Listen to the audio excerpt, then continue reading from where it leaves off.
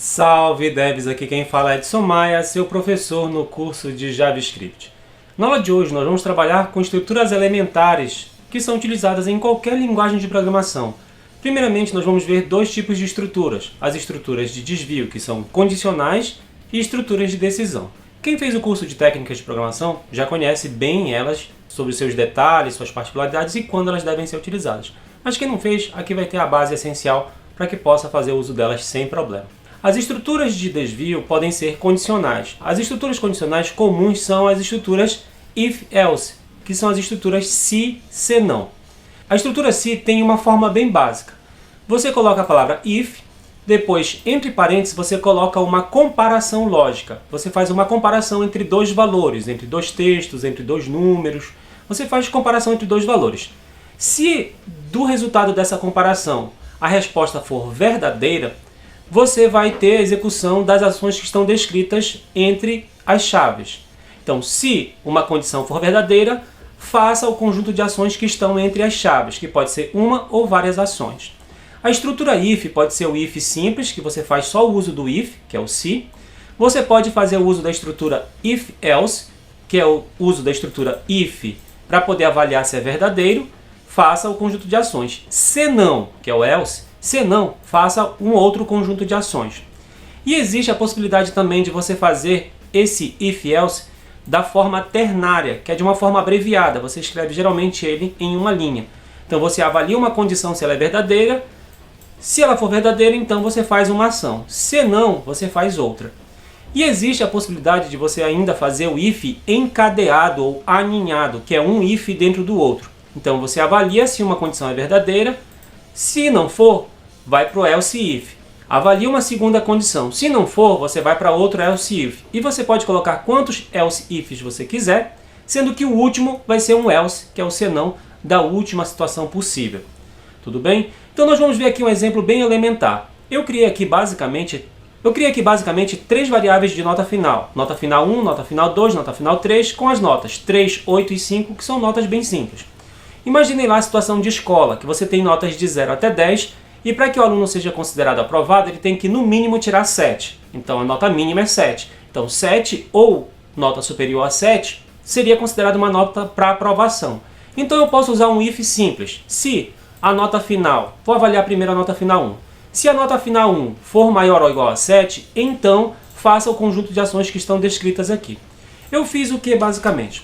Eu criei lá no HTML parágrafos para poder armazenar situação 1, situação 2, situação 3, e eles estão nesse espaço aqui entre duas linhas.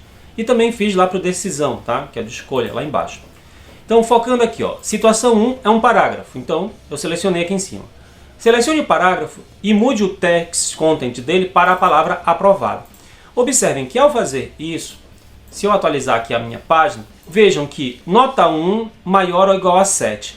Detalhe, a nota 1 é 3.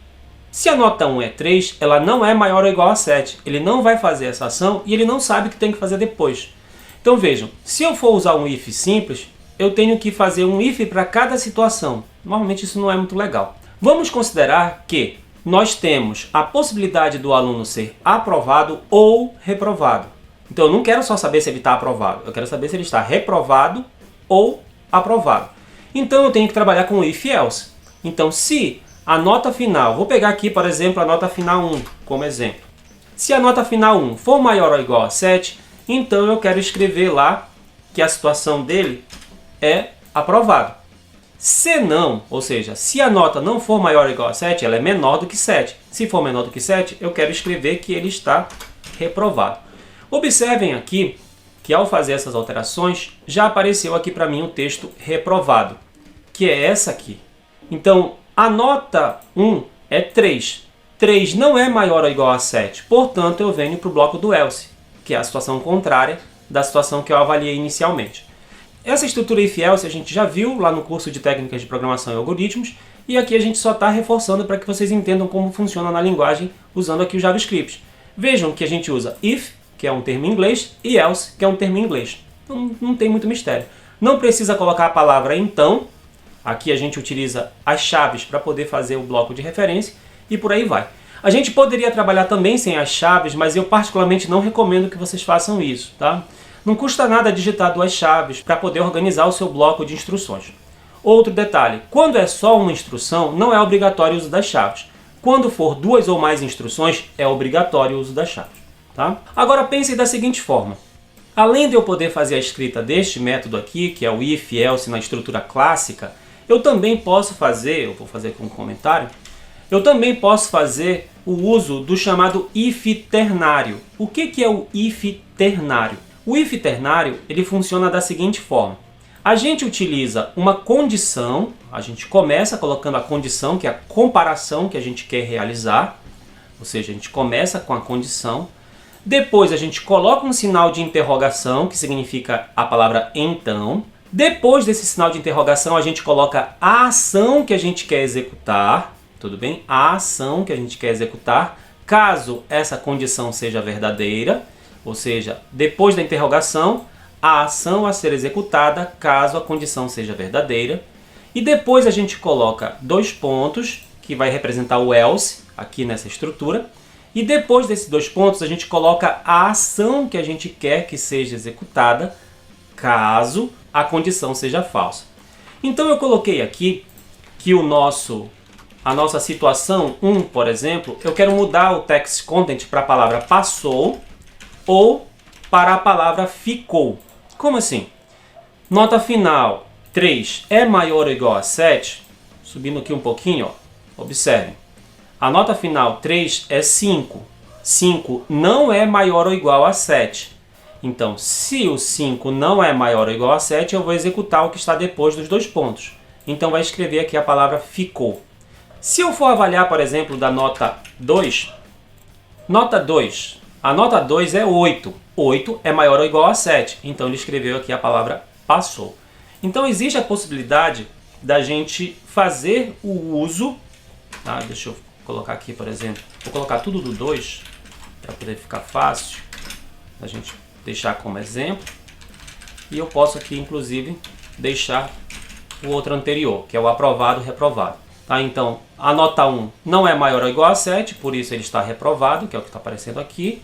E a nota 2 é maior ou igual a 7, por isso ele passou de ano. Então, a gente pode trabalhar com a estrutura if-else de qualquer uma dessas formas, fica bem ao seu critério. Existem outras técnicas e detalhezinhos que a gente vai aprendendo ao longo das aulas, conforme a gente vai utilizando. Existe também a possibilidade do chamado if encadeado ou aninhado. Aqui eu estou fazendo a seguinte avaliação. Eu quero saber se o aluno está aprovado, se ele está reprovado ou se ele está em recuperação. Então eu tenho 3 comparações. Quando eu tenho 3 comparações, eu tenho que trabalhar com if encadeado ou aninhado. Então eu primeiro vou avaliar se ele está aprovado. Se a nota 3, a nota final 3, for maior ou igual a 7, eu quero que a situação descrita lá no parágrafo 3 seja a palavra aprovado.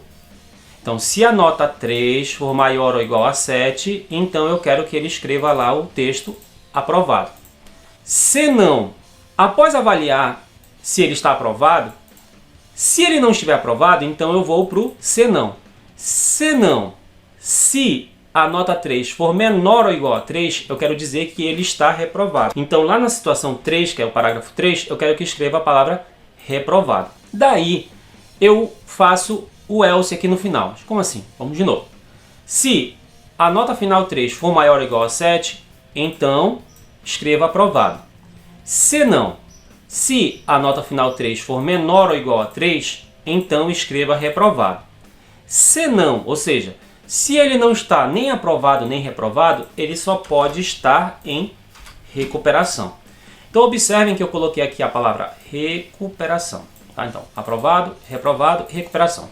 A nota 3, lá em cima, é o número 5.